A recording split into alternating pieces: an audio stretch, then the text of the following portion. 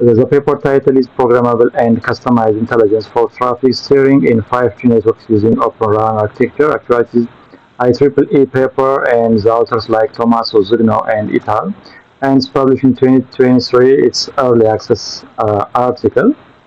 And as a preface, the paper discusses about the fine-grained control and optimization of 5G to support a wide range of use cases. And the authors try to overview the limitations of the current cellular architectures regarding to their level of control, as well as they presented the solutions to fulfill the gaps. That means the Open RAN paradigm is introduced an open architecture that enables a data-driven and intelligent optimization at the user level, as well as this paper introduces NS-ORAN. This is a software framework that integrates with any real-time RAN intelligence controller, or in short, RTRIC, which with a simulated environment, NS3. So it's very important to develop XApps or extensible application to custom RAN control applications. And it incorporates with large-scale data collections for like deep reinforcement learning or other type of reinforcement learning is very important. And the paper also presents a user-specific RAN traffic steering, especially for intelligent handover framework, which uses advanced algorithm and neural networks like DQN to optimize base station assignment for user, or that means for handover. And this approach significantly increases the throughput and spectral efficiency over traditional handover methods. So it's a very important approach regardless to the traditional one. And as a problem or issues, the paper discusses the problem of a classic RAN or radio access network. That means the problem of classic radio access network means like a monolithic network functions, for example, the base stations one. So in the classic radio access networks, they use a black box hardware. That means it is very static and hard to reconfigure on demand without any manual on-site intervention. And it presents the traditional radio resource management solution. That means they use heuristics only involving channel quality and load threshold. So it's not allowed to handle user equipment-centric handover design for new use cases. That is the problem of the traditional radio resource management solutions. And also, the authors presents the challenge related to interoperability, AI/ML training, intelligent control solutions, and so on. And as a motivation, the major motivations of the study are to solve the limitations of the traditional radio access networks that have the monolithic network functionalities, as well as it is difficult to reconfigure on demand without any manual on-site interventions. And the second motivation is to mitigate or solve the problem of radio resource management systems which not equipped to handle user equipment-centric handover choices. And as a contributions, actually the paper focused on non-standalone radio access network deployment. That means the core network is EPC or Evolved Packet Core, because it's not a standalone. So they use APC, so it's focused on NSA, but NSA with an ORAN based approach. So it introduced several major contributions. The first one is the system design. That means the authors design build a real RIC platform that use ORAN standards and protocol to develop XApps. And the second contribution is the integration. That means they develop NS-ORAN. This NS-ORAN framework is simulated on NS3 software. That means to simulate the RAN one, the radio access network. That includes like the centralized unit, the distributed unit, and the radio unit one. So that's the integration part. And the third contribution is TS optimization. That means the authors developed TS steering XApp, which created in the new real-time RIC. So this XApp uses reinforcement learning techniques like DQN. So it's very important to optimize handover procedure at the user equipment level. And the fourth contribution is the performance evaluation. So the authors used different performance metrics like key performance indicator, for example, user equipment throughputs, spectral efficiency, and the mobility overhead. So when they compare the traditional and the current approach one, the results show significant performance improvement ranging from 30 up to 50%. So it's very good achievement. And generally, these contributions include the development of ORAN compliance risk platform. They developed this XApps that supports AI-powered or intelligent model. And this is the background of related workers. So the authors review different backgrounds. So here I try to review the major related workers. So this is the general ORAN cellular architecture. So as we shown, there is a distributed unit, control unit, and on the right side there is XApp. So the XApp one, or the RIC, that means the real time. That means between 1 up to 10 milliseconds. So that's why it is a real time RIC, or RAN intelligent controller. So the XApp and the control unit one, or the NS ORAN, communicated to each other through E2 interfaces. So that is the ORAN architecture with the near real-time RIC functions aside packet core. And this is a table which lists out the RAM protocol stacks, for example, like distributed unit, next generation node based physical units, that means the upper ones, the lower physical, and extensible application, and so on. And another related work is like RAN intelligent controllers and E2 interfaces. So here, like near reality RIC. So in addition to ORAN standardized platform framework capabilities, it's onboard XApps and uses low latency control loops. So this is mentioned in paper 10. And another important thing is E2 application protocol. So it is a standardized procedure and message exchanged over the E2 interface from paper 2. And the other important thing is E2 service model, or E2 SIMs. So it defines the XApps in the rear, RIC encode and decodes the payload of the E2 app message containing radio resource management specific information from paper 40. So there are so many things reviewed as RAN intelligent controller and E2 interfaces. And another background is intelligent in the RIC. So this concept discusses the use of data-driven approach in case of radio resource management problem with the ORAN framework. And another background is the dual connectivity and traffic steering. So there are different major technologies and applications, for example, like dual connectivity. So this involves in 5G RAN as the user equipment being connected to the multiple base stations, and with one is as the master node handling control, and the other one is as a secondary node responsible for data transfer. And another thing is like Q-learning approach. It's used to represent a centralized reinforcement learning agent with handover controller. So there are different technologies and applications are reviewed by the authors. And another background is like 5G and artificial intelligence in NS3, for example, NS3 GYM. So it is a framework that integrates both OpenAI GYM and NS3 in order to encourage usage of reinforcement learning in networking researches. So that means the authors knows how to integrate NS3 with AI to develop a framework for NS3. That means for NS ORAN, so similar as the 5G one. And when I'm going to the system design and architecture, this is the system model of the paper. So on the left side, there is a system model.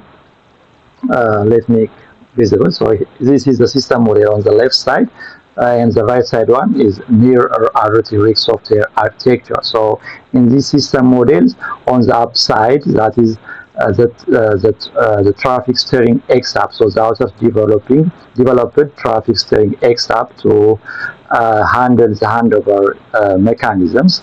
And this TX app communicated to OCU, or centralized unit, and that means generally it is E2 nodes. This one is E2 nodes. So these E2 nodes communicate to the XApp one through E3 interfaces. So this is the near RIC, but this one is the RAN, or the E2 node. So this is the system model of the paper, and this is the general architecture of near RIC. So they customize this near RIC software architecture as in this model. That is the system model of the paper. And another thing is near RIC software architecture. Actually, it is the explanations of the previous standardized architecture. So in this implementation, any real-time RAN intelligent controller platform is used with two sets of applications. The first one is XApps for controlling dedicated RAN function, and the second one is ORAN standardized platform services. And the authors try to connecting ORAN with NS3. That means it is NS ORAN. So this one on, I mean this side, the big rectangle indicates the NS ORAN. So this is simulated by NS3. So they install NS3 millimeter wave one, and in NM millimeter wave they try to add some components like NS ORAN. So they simulated uh, the E2 nodes. So this big rectangle indicates the E2 nodes, but on the left side there is a small rectangle or a rectangle that indicates the near real-time rig. So the traffic steering x-axis or the decrane simulated on here. So they communicate to each other by the help of E2 interface. So this is the NS ORAN architecture, and they formulate the optimization problem for the traffic steering x-axis, as well as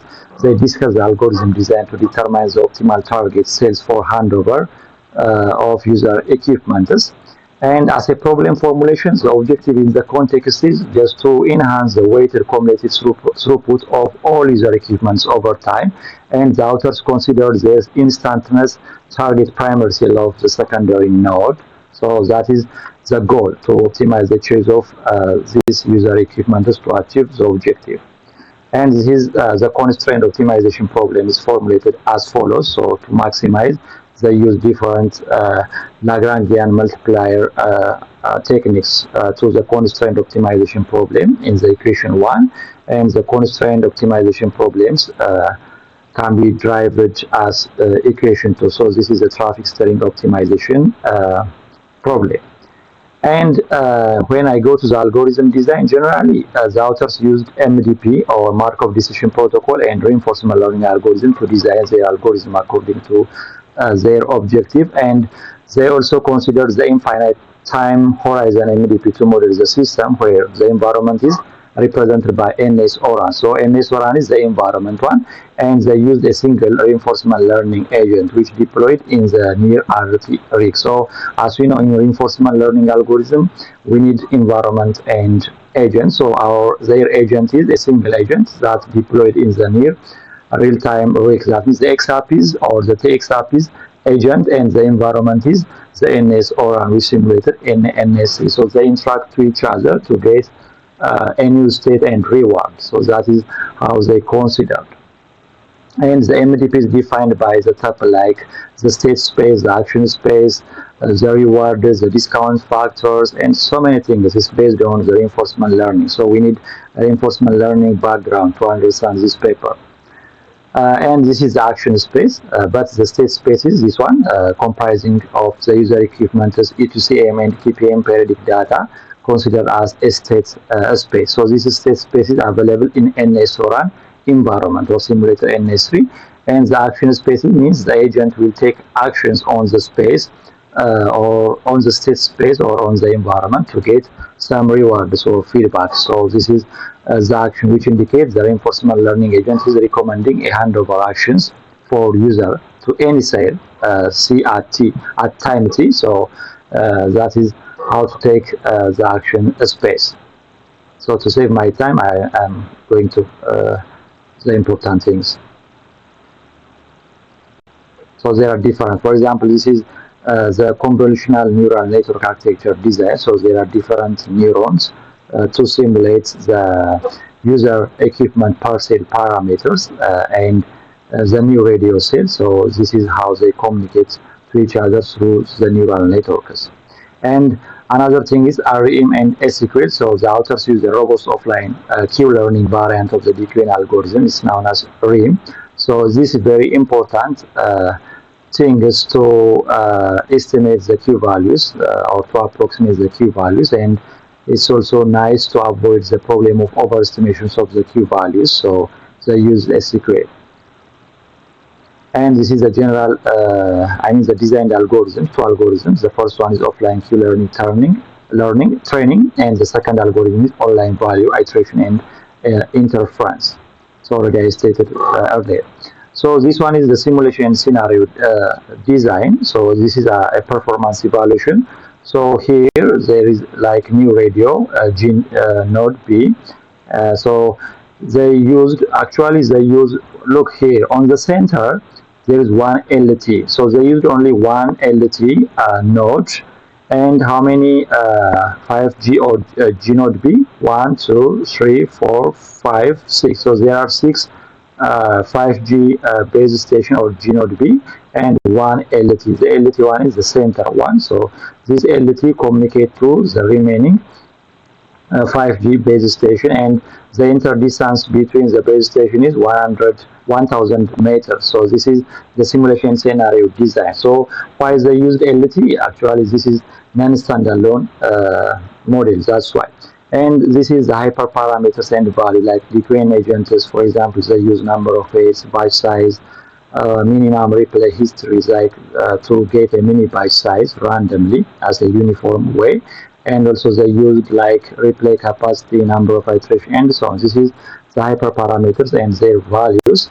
And this is the outputs. The output, for example, the first figure or figure 6 is loss for the Q function of the offline training. So they try to optimize the handover techniques or simulate the handover techniques by using the Q function. And the other one is the throughput and signal interference noise ratio cumulative distribution functions for the 850 megahertz deployment. So for different baselines and XUP driven handover control, the average throughputs account for the traffic on the LT as well as the new radio or the 5G node be split as a barrier. So it achieves good throughputs regarding to number of users as well as the throughput like megabit per second. So they achieve good throughputs and low mobility overhead. And this is another result which comparison between the performance gain in the 850 megahertz band and in 3.5 gigahertz. So the x-axis indicates the throughput one and the y-axis indicates the ratio between reinforcement learning and the SON 2 performance. So they can compare the RIC one and the SON 2. SON 2 is another algorithms that to simulate this scenario, similar scenario. So the RIC RL one is better than the SON 2 regarding to the throughput and the user equipment as well as spectral efficiency utilization. So it's good in this matrix. This is also similar. So to save my time, this is also a very same spectral efficiency. So for different traffic types, like they use 105 users, and the traffic the spectrum is 850 megahertz. So this is very important for like full buffer, video streaming, web browsing, instant message. So they consider different applications like users using them, and they compare the spectral efficiencies in different applications. So that is how these techniques achieve a good value. And as a conclusion, the paper presents a comprehensive ORAN compliant framework for optimizing traffic steering in third-generation partnership project networks, as well as it's a specific focus on maximized throughput by selecting the MNR serving cell in Ultra New Radio dual connectivity setup. And the performance profiling was conducted on a large-scale deployment across various frequency bands, and they demonstrating significant improvements in average throughput and spectral efficiencies, especially ranging from 30% up to 15%. That's not enough, so maybe other routers or other scholars or researchers should try to improve more than 15%. So, but now it's compared to traditional cover, it's good achievement. So this result underscores the effectiveness of the user equipment level control as the near rhetoric for enhancing network performance across the different user equipment combinations. This is the conclusion.